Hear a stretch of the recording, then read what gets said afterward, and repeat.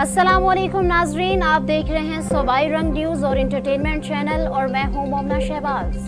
सबसे पहले नजर डालते हैं आज की आम खबरों पर। रावलपिंडी पुलिस की कार्रवाई, लेडी मनशियात फरोश समेत 4 मुलजिमान गिरफ्तार, 8.5 किलो से जायद चर्स बरामद।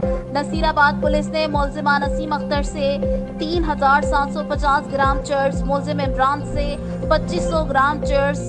वेस्ट्रेट पुलिस ने मुलजिम अमर प्रकाश 1260 ग्राम चर्स। रत्तामराल पुलिस ने मुलजिम इलियास से 1100 ग्राम चर्स बरामद की।